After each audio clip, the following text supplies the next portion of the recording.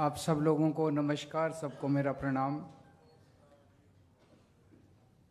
Jail से निकलने के बाद मेरा बहुत मन था कि सभी काउंसलर साथियों के साथ एक बार मिला जाए। आप लोगों के भी काफ़ी संदेश आ रहे थे, आप लोग मिलना चाह रहे थे, लेकिन हरियाणा चुनाव की वजह से मैं हरियाणा में कई बार आना जाना हुआ, जिसकी वजह से मुलाकात नहीं हुई। आज आप लोगों से मिलके बहुत अच्छा लग रहा है। और जैसा मनीष जी ने बताया, अंदर हम लोग टीवी पे, अखबार में आप लोगों की खबरें पढ़ते रहा करते थे, आप लोगों के संघर्ष के बारे में पढ़ते रहते थे। मेरे ख्याल से ये पिछला 2 साल जो बीता, ये शायद आम आदमी पार्टी के लिए बेहद कठिन समय था। और शायद इस तरह का हमला जो हमारे ऊपर किया गया, ऐसा हमला इतिहास में कम से कम भारत की राजनीति में तो दिखाई नहीं देता कि किसी भी सरकार ने किसी भी पार्टी के ऊपर इस कदर हमला किया हो कि मेरे को भी जेल में डाल दिया, मनीष सिसोदिया जी को भी जेल में डाल दिया, संजय सिंह को भी जेल में डाल दिया, सतिंदर जैन को भी जेल में डाल दिया, विभव को भी जेल में डाल दिया, विजय नायर को भी जेल में डाल दिया। कल हमारे एक और एमपी साहब हैं पंजाब के, उन पे ईडी की रेड कर दी। मतलब ऐसे लगता है जैसे पगला गए हैं वो लोग हमें लेके। मतलब बहुत मानसिक रूप से वो उनके रूम में, उनके मन में क्या चल रहा है मैं कह नहीं सकता। लेकिन ये भ्रष्टाचार के खिलाफ तो वो नहीं कर रहे, ये कोई जांच नहीं चल रही, ये कोई भ्रष्टाचार के खिलाफ या गलत काम के खिलाफ जांच नहीं चल रही, ये एक ऑनस्लॉट चल रहा है। उन्होंने ठान लिया है प्रधानमंत्री जी ने कि भाई आम आदमी पार्टी को ख़त्म करना है, अरविंद केजरीवाल को ख़त्म करना है, इस पार्टी को ख़त्म करना है।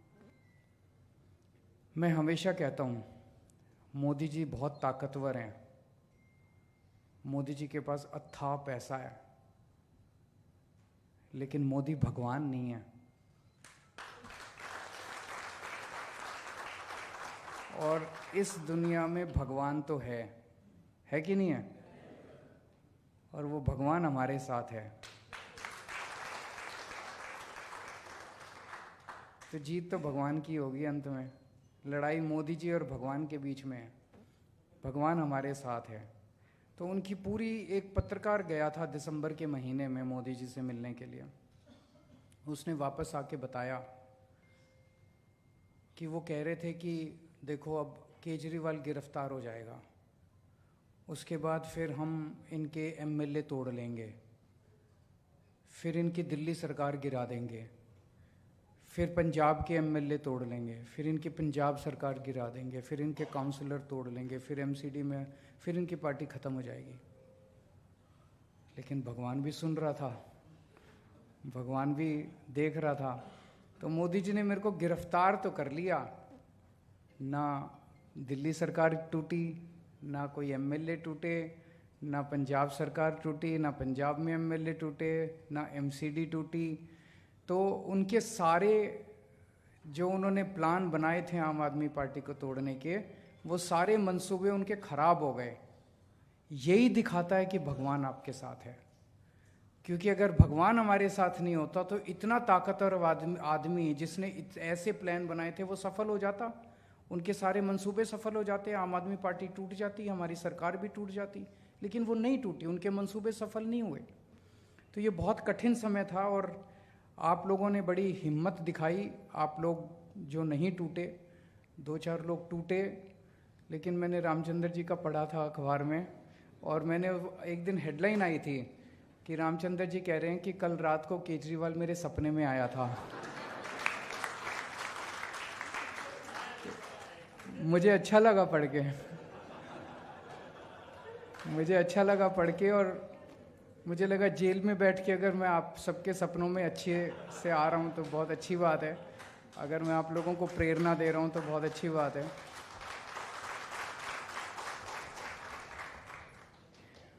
अभी गोपाल जी ने बड़ी अच्छी बात कही। मैंने वहाँ गीता बहुत पढ़ी, कई बार पढ़ी गीता, आप लोग भी पढ़ना। और बहुत प्रेरणा मिलती है और बहुत कुछ शांति मिलती है। जब आप बड़ी कठिन परिस्थिति में होते हैं तो उसमें समाधान मिलता है और आदमी को बड़ी शांति मिलती है। कठिन से कठिन समस्या को डील करने का एक तरीका, उपाय मिलता है। तो अभी गोपाल जी ने जो कहा वो बड़ी अच्छी बात कही कि सब दुखी हैं। जिसको टिकट मिल गई वो भी दुखी है, जिसको टिकट नहीं मिली वो भी दुखी है। टिकट मिलने के बाद चुनाव लड़ा, जो जीत गया वो फिर भी दुखी है, और जो हार गया वो फिर भी दुखी है। अब जो जीत गया वो सोच रहा है मेरे को एमएलए की टिकट मिल जाए। ऐसा नहीं कि जो एमएलए हैं वो सुखी हैं, वो भी दुखी हैं।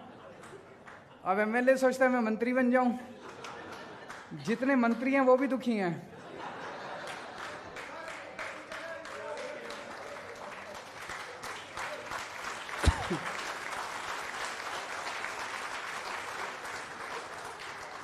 और जितने मुख्यमंत्री हैं वो भी दुखी हैं,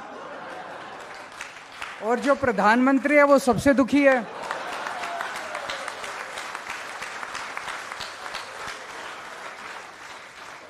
प्रधानमंत्री को समझ नहीं आ रहा है ये केजरीवाल को काबू कैसे करें, जबकि केजरीवाल एक छोटा सा आदमी है। तो सबसे इंपॉर्टेंट चीज जिंदगी में है खुश रहना, है कि नहीं है? बाकी सारी चीजें इंपॉर्टेंट नहीं है। लड़ते रहो जिंदगी में, कभी ये टिकट मिल जाए, कभी ये जीत जाए, कभी मंत्री बन जाऊं, कभी खुशी नहीं मिलने वाली। खुशी तो जो आज है, जैसा है, उसी के अंदर खुशी मिलेगी। ये गीता की सबसे बड़ी। तो जिसके पास कुछ आपसे कम है उसको, उसकी तरफ देखो और उससे आपको ये पता चलेगा भी मेरे को तो भगवान ने ज़्यादा दिया। जैसे कभी कभी जेल में होते थे तो जेल में लगता था यार पता नहीं कब निकलेंगे, फिर मेरे को मनीष सिसोदिया ध्यान आता था कि इसको तो 1.5 साल हो गए, और मेरा तो फिर भी परिवार ठीक ठाक है। इनकी पत्नी इतनी बीमार थी, बहुत ज़्यादा बीमार है इनकी पत्नी, उसके बावजूद ये शख्स टूटा नहीं। और उसके बावजूद मेरे को पता है इनके पास कई बार उन लोगों ने अप्रोच किया कि केजरीवाल का साथ छोड़ दो, हमारी पार्टी में आ जाओ और आपको जेल से छोड़, टूटे नहीं है। तो इससे प्रेरणा मिलती थी। तो जिस व्यक्ति का संघर्ष आपसे ज़्यादा है या जिस व्यक्ति को भगवान ने आपसे कम दिया है वो आपको प्रेरणा देता है, यार इससे तो ज़्यादा ही मिला है मेरे को, खुश रहूँ मैं। और जिस व्यक्ति के पास आपसे ज़्यादा है, भगवान ने उसे ज़्यादा दिया, उसकी तरफ देखो वो भी दुखी है। तो ये आपको प्रेरणा देता है कि ज़्यादा हाय तौबा करने से खुशी नहीं मिलने वाली, सेवा करने से खुशी मिलेगी। केवल सेवा करो। जितनी खुशी आज जब हम लोगों से बात करते हैं, मेरे को सबसे बड़ा तो ये होता है जब अब ये बीजेपी वाले हरियाणा गए, हरियाणा में जाके वो कांग्रेस को गालियां दे रहे हैं। कुछ लोगों ने आम आदमी पर, अरे तुमने 10 साल हरियाणा में क्या किया वो काम गिनाओ ना अपने। 10 साल में उनके पास एक काम नहीं है गिनाने के लिए। प्रधानमंत्री जी ने अभी लोकसभा चुनाव लड़ा, 10 साल देश के प्रधानमंत्री थे, उनके पास एक काम, उनके कई भाषण सुने। कहीं बोले टूटी चोरी करके ये लोग भाग जाएंगे, आपकी भैंस चोरी करके भाग जाएंगे। वो 10 साल उन्होंने बतौर प्रधानमंत्री क्या काम किया, एक काम उनके पास गिनाने के लिए नहीं है। ये बहुत शर्मनाक बात है। और आपकी पार्टी, पूरे देश में कहीं चले जाओ, कोने कोने में चले जाओ, आम आदमी पार्टी की बात करो, बोले हाँ इन्होंने स्कूल अच्छे कर दिए दिल्ली में, है कि नहीं है? हाँ इन्होंने मोहल्ला क्लिनिक बना दिए, हाँ इन्होंने अस्पताल अच्छे कर दिए, इन्होंने बिजली फ्री कर दी। तो बिजली, अस्पताल, स्कूल, पानी, फ्री तीर्थ यात्रा, महिलाओं का यात्रा, सीसीटीवी, ये चीज़ें तो पूरे देश में कहीं चले जाओ सारे गाते हैं आम आदमी। यही हमारी सबसे बड़ी ताकत है, यही हमारा संतोष है। हमारा संतोष ये नहीं है कि मैं मुख्यमंत्री बन गया, आपका संतोष ये नहीं है कि आप काउंसलर बन गए। हमारा संतोष ये है कि जो काम आज हमने किए 75 साल में कोई नहीं कर पाया, कल जब मरेंगे तो सुकून होगा। ऊपर वाले के साथ दरबार में जाके कह सकते हैं जी मैंने बच्चों को अच्छी शिक्षा दी थी, पढ़ाया था, हम लोगों ने बच्चों के लिए अच्छे काम किए थे। तो खुश रहना, और खुश कैसे रहना है? जितना भगवान ने, ये भी गीता में लिखा हुआ है, जितना भगवान ने दिया है उसी से सेवा करने की कोशिश करो। आप सोचो फंड और मिल जाए ये, और कोशिश संघर्ष करेंगे और फंड भी मिले, स्टैंडिंग कमेटी भी मिले, पावर भी मिले। लेकिन आज आप जिस पोजीशन पे हो, अरे कल तक तो हम कुछ भी नहीं थे।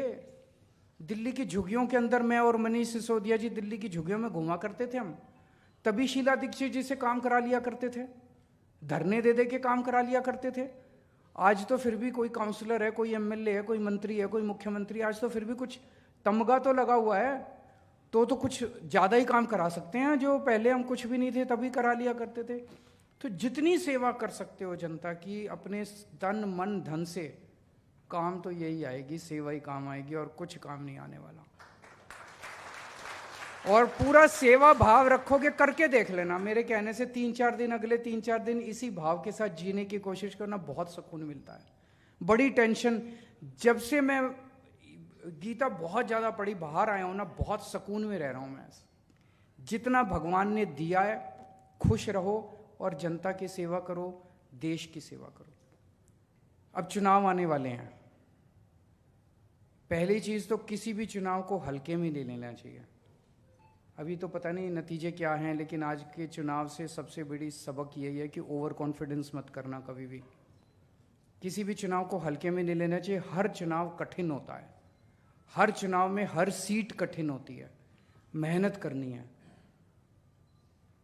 और लड़ाई मत करना, अपने अपने एमएलएज के साथ लड़ाई मत करना, सब लोग मेहनत करना, मेहनत नहीं करेंगे तो। और इस चुनाव के अंदर सबसे इम्पॉर्टेंट रोल आपका होगा, क्योंकि अब हम एमसीडी में हैं, जनता उम्मीद करती है भाई बेसिक चीज़ है, सफाई तो करेंगे, बाकी चीज़ें तो जनता माफ़ कर देगी, सफाई तो करेंगे। अपने अपने एरिया में घूम घूम के कोशिश करो कि कूड़ा उठ जाए, डेली झाड़ू लग जाए, कूड़ा उठ जाए, डेली झाड़ू लग जाए। उतना काम अगर आप करा देंगे, मुझे उम्मीद है कि हम लोग चुनाव जीत जाएंगे। अपने अपने इलाके में इतना कर देना, मेरे कहने से लड़ना मत, लड़ाई झगड़ा अप्रैल में कर लेंगे। अपना ही परिवार है, परिवार में लड़ाई झगड़ा तो होता ही है, उसमें कोई गलत बात नहीं है लड़ने झगड़ने में, लेकिन अब लड़ाई झगड़ा हम अब मार्च अप्रैल में करेंगे। अभी चुनाव जीतना एकमात्र हमारा लक्ष्य होना चाहिए। फरवरी के महीने में चुनाव है, हम सबको मिलके उसके लिए काम करना है। बहुत बहुत शुक्रिया।